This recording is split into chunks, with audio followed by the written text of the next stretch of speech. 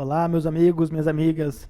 Bem-vindos ao nosso terceiro bloco acerca da Lei do Processo Administrativo Federal. Nós ficamos de falar sobre os casos de impedimentos, que são justamente aquelas situações em que o administrador não poderá atuar no processo. Nós vamos ver agora os 3 casos de impedimento e mais na frente nós vamos ver aí o que nós chamamos de suspeição. Antes de mais nada, qual que é a diferença de suspeição para impedimento? É que o impedimento é causa de impedimento absoluto. Quer dizer que, se encontrando em uma dessas 3 situações, o servidor não pode atuar no processo. É diferente, como nós vamos ver já já, da suspeição. Mesmo a autoridade suspeita, ela pode atuar naquele processo, ok? Desde que não seja arguída e aceita a suspeição.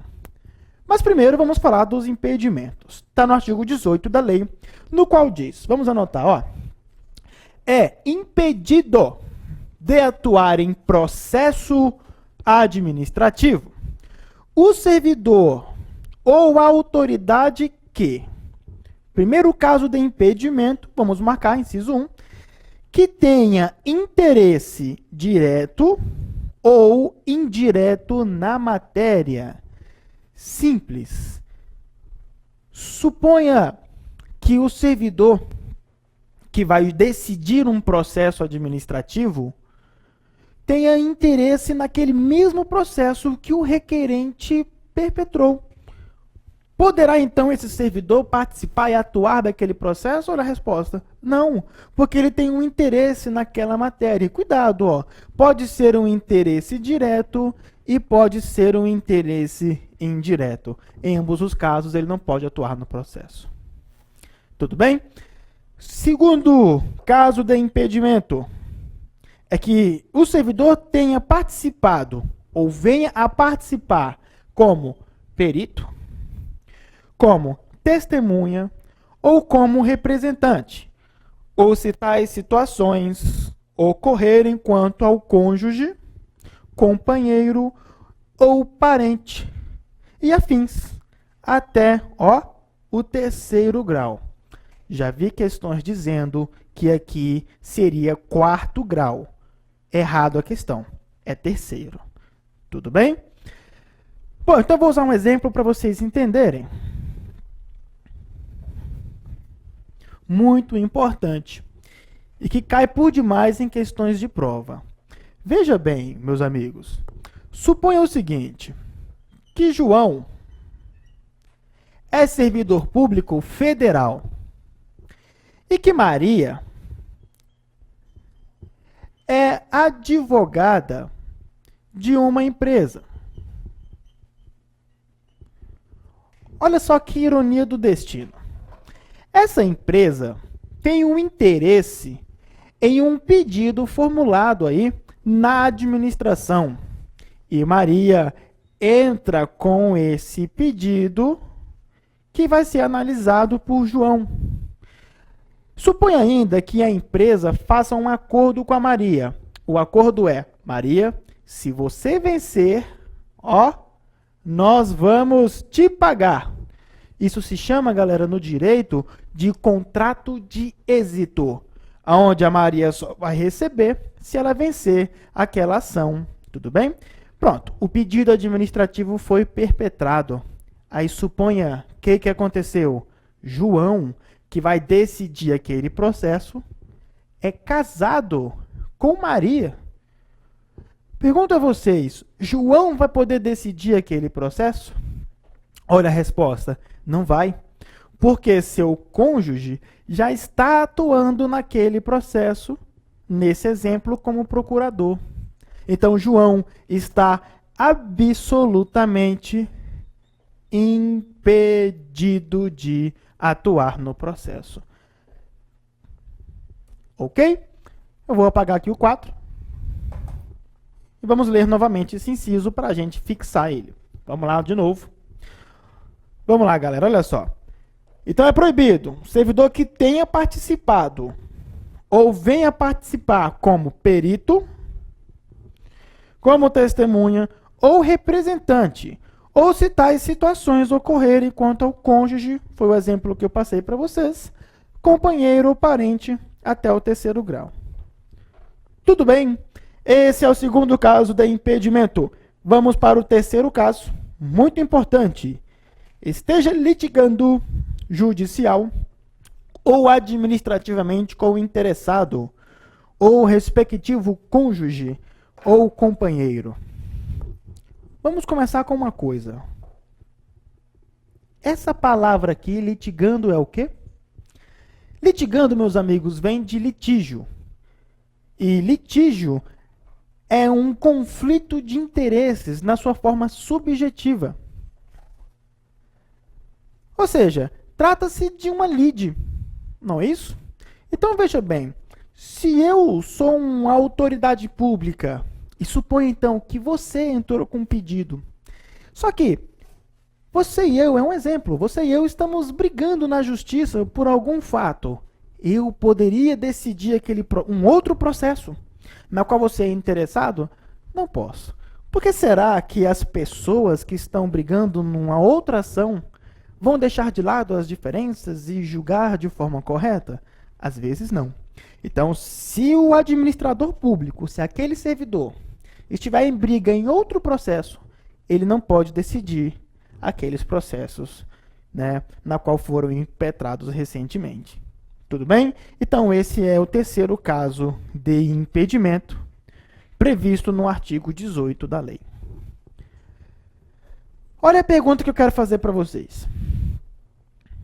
Suponha que a autoridade teve ciência de que está impedida. O que ela tem que fazer? 2 coisas.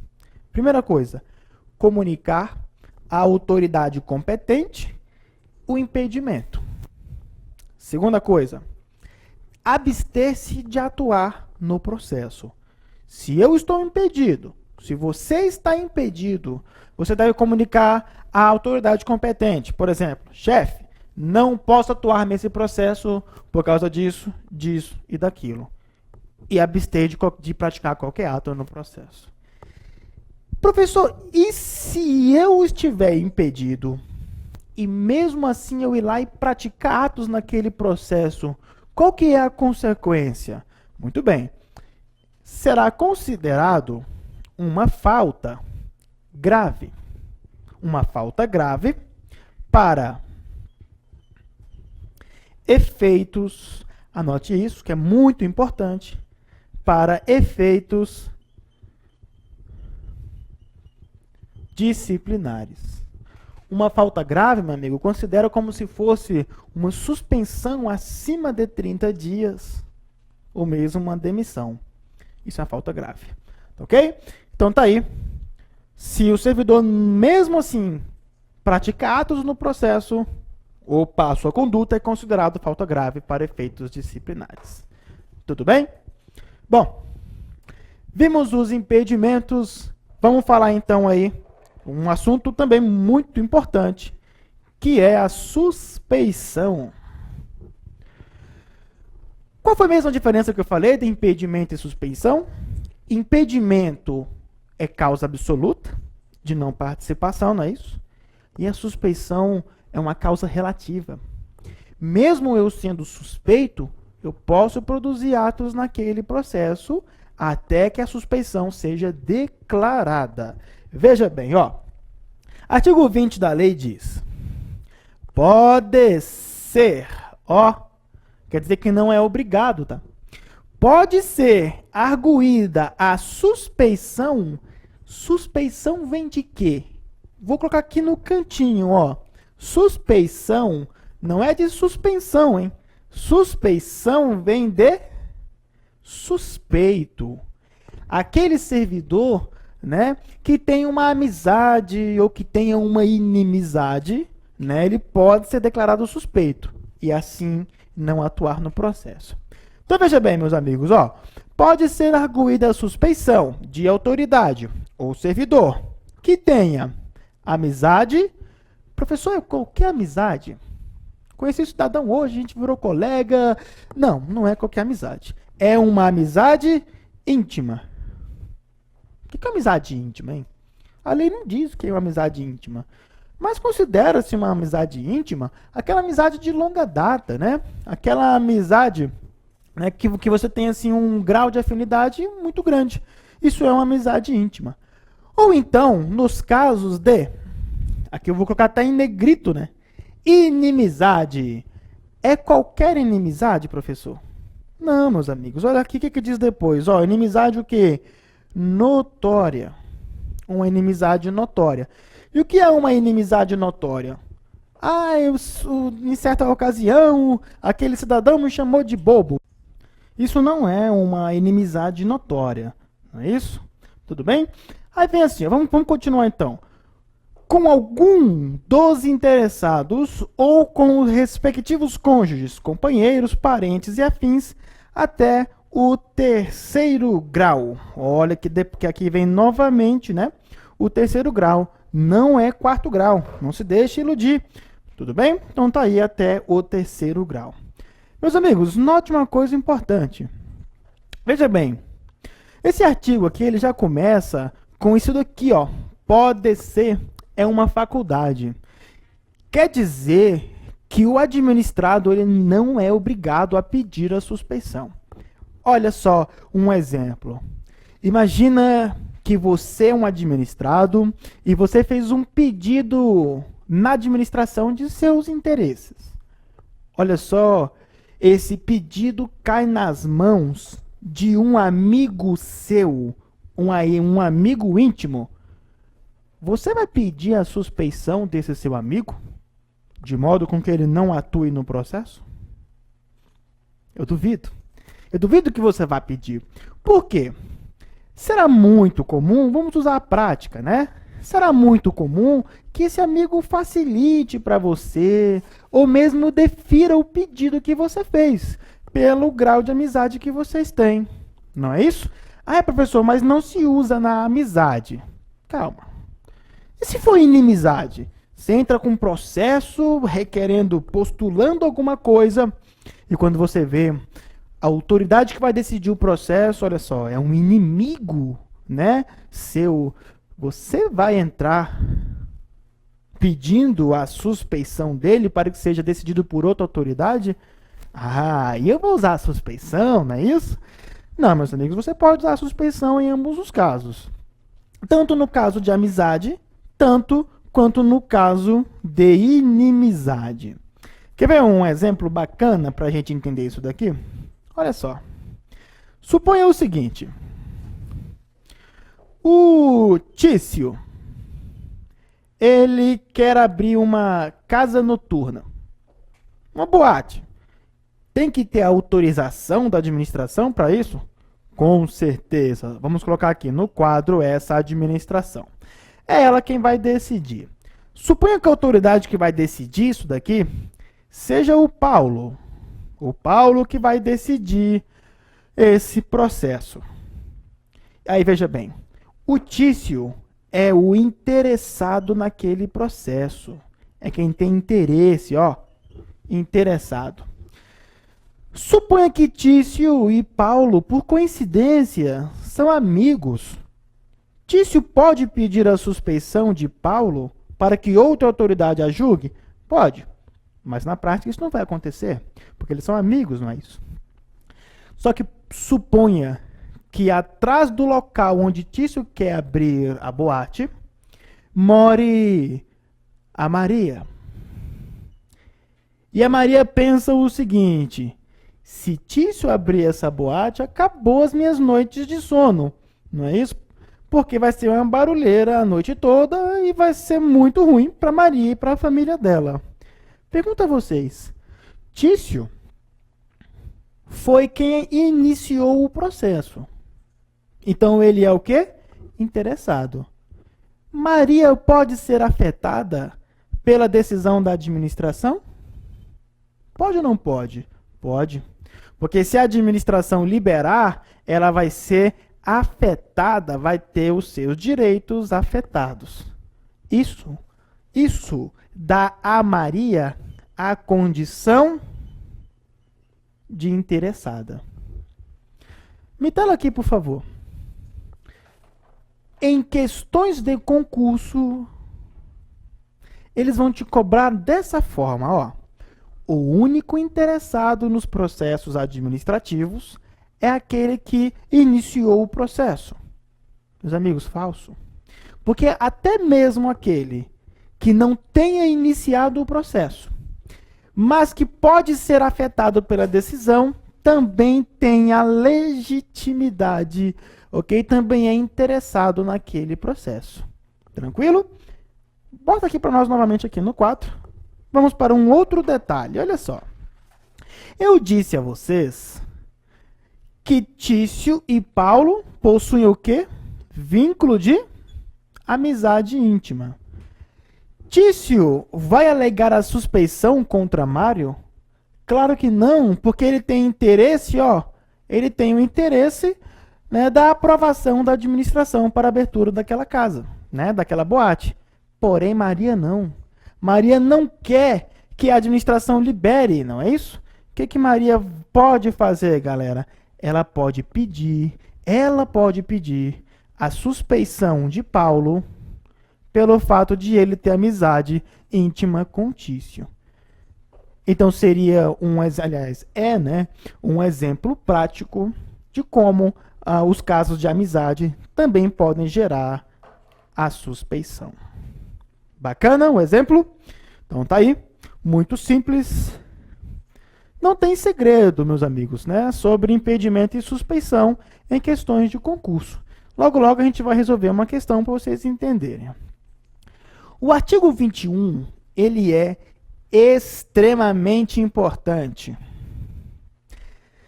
Suponha que Maria, naquele mesmo exemplo, entrasse com o pedido de suspeição, né, do servidor Paulo, e o pedido de suspeição fosse negado.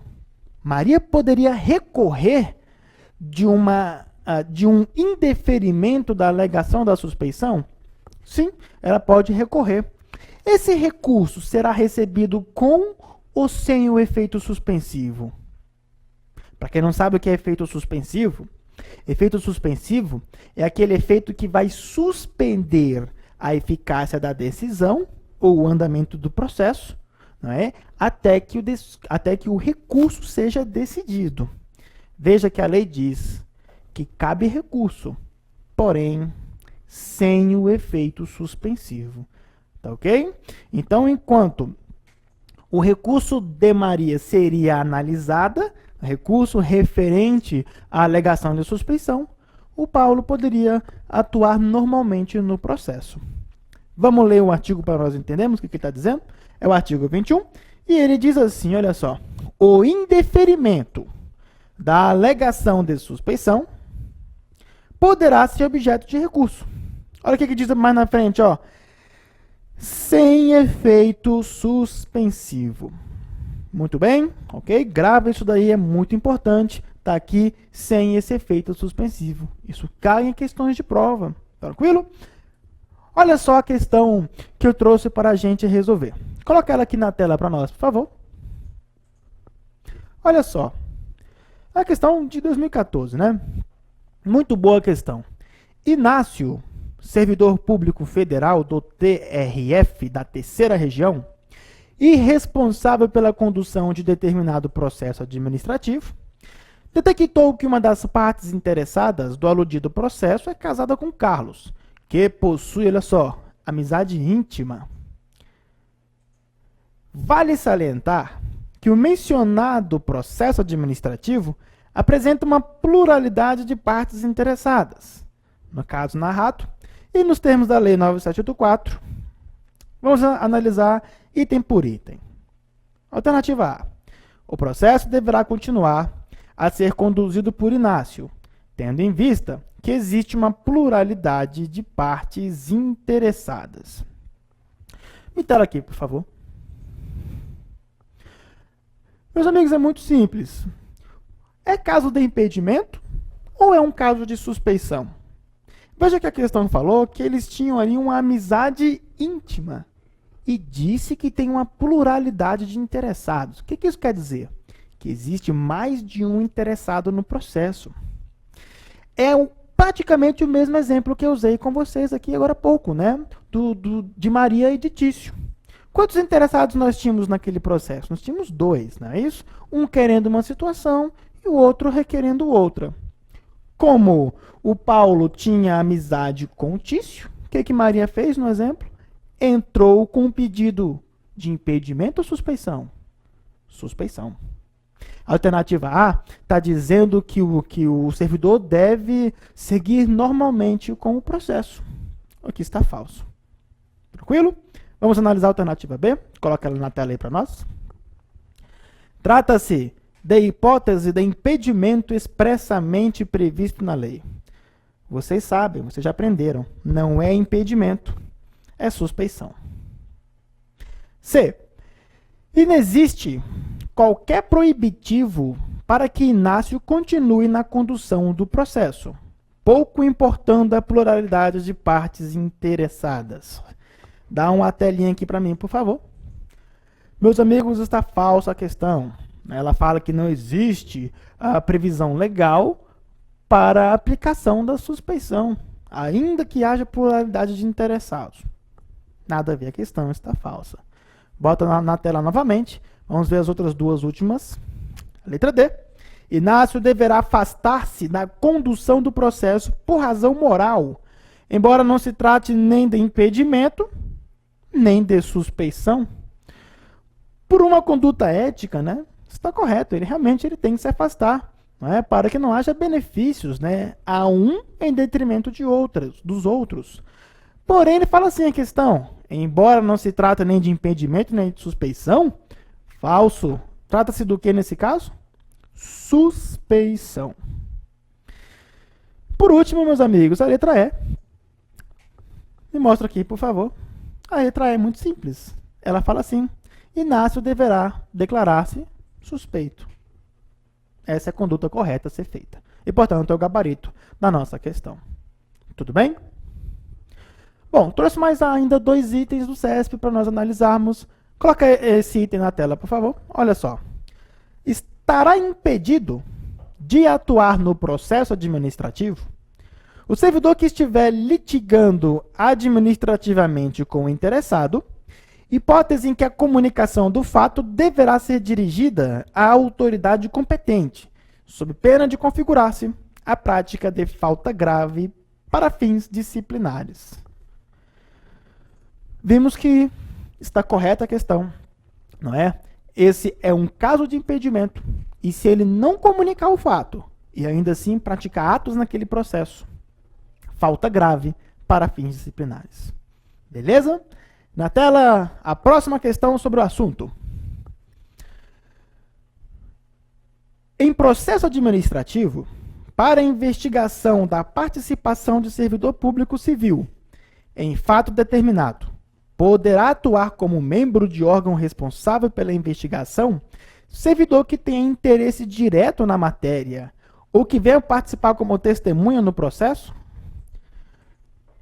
Vimos que não é isso. Também é um caso de impedimento absoluto, né, que nós estudamos aí no artigo 18 da referida lei. Tudo bem? Vamos então para o próximo assunto, que é da desistência e da renúncia, né, do processo. Esse assunto é muito simples. Então imagina o seguinte, que a pessoa interessada ela entra com um pedido, né, com um requerimento sobre uma matéria na qual ela seja interessada, e no meio do processo ela desista. Ela fala, não quero mais, né, esse direito, ou renuncio ao direito, ou então ela perde, né, o interesse na matéria. Ela pode desistir do processo ou pode renunciar dos direitos. Tranquilo? Mas olha só, eles vão te cobrar em prova o seguinte: eu posso desistir de qualquer processo? Imagina que eu dei causa, eu administrado, dei causa ao início de um processo.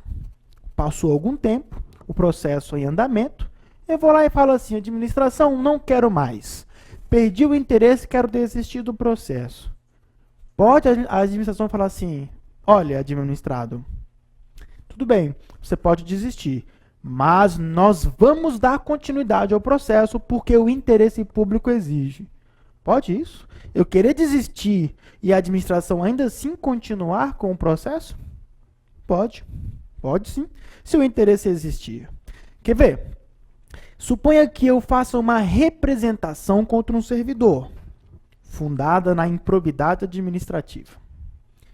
A administração abre o processo disciplinar, começa a investigar e começa a aparecer indícios de que realmente algo ilegítimo foi feito. Eu, administrado, que entrei com aquela representação, falo assim: ah, administração, me arrependo, não quero mais, né? Que o servidor seja prejudicado, enfim. Eu posso tentar desistir, mas como nesse caso existe um interesse público, a administração vai continuar com o processo, pois ali existe o interesse coletivo. Vamos analisar isso daí na lei? Coloca na tela para nós, por favor. Olha só. Artigo 51. O interessado poderá, mediante manifestação escrita, desistir total ou parcialmente do pedido formulado, ou ainda renunciar a direitos disponíveis. Olha para cá, vamos lá. Direitos disponíveis são aqueles direitos na qual eu posso renunciá-los.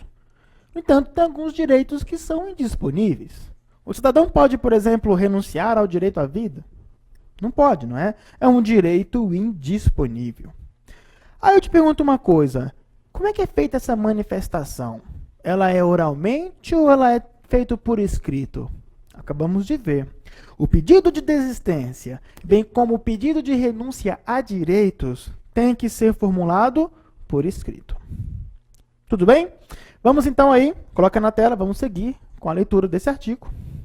Parágrafo 1º. Havendo vários interessados, a desistência ou renúncia atinge somente a quem tenha formulado. Me tela aqui novamente, por favor. Suponha que no processo hajam 5 interessados, mas só um quer desistir. Ele vai lá, faz a manifestação por escrito e desiste do processo. Essa desistência afetará os demais interessados no processo? Claro que não. Tudo bem? Só afeta aquele que haja pedido a desistência. Coloca novamente na tela, vamos seguir na leitura. Olha só o parágrafo 2º. Eu já disse a vocês, né? A desistência ou renúncia do interessado, conforme o caso, não prejudica o prosseguimento do processo, se a administração pública considerar que o interesse público assim o exige. Então é o seguinte, se o processo, aliás, se o interessado solicitar essa desistência, a administração não é obrigada a pôr fim ao processo. Tudo bem, meus amigos? Tranquilo? Bom, vamos analisar algumas questões de concurso sobre o tema. Coloca na tela para nós. Olha só. Essa questão do SES é uma questão muito boa. Ela diz assim, ó. O interessado pode renunciar ao processo administrativo ou dele desistir. Até aqui tudo bem, né? Vamos julgar após o ponto. Olha, nesses casos, a administração poderá dar prosseguimento ao feito, caso considere que o interesse público assim o exige. Sem maiores comentários, né? Nós já falamos isso daqui de forma exaustiva, portanto a questão está correta. Olha a próxima questão, meus amigos. Depois de iniciado o processo administrativo, ao interessado é vedado desistir total ou parcialmente do pedido formulado? Volta para mim. Então, a questão é falsa, né? Por que a questão é falsa? Porque ela diz que ao interessado é vedado solicitar aí a desistência do processo ou renúncia dos direitos. E nós vimos que ele pode sim desistir do processo, não é? Ou renunciar a direitos, desde que sejam direitos disponíveis ou indisponíveis. Disponíveis. Tá beleza? Então é isso daí, meus amigos.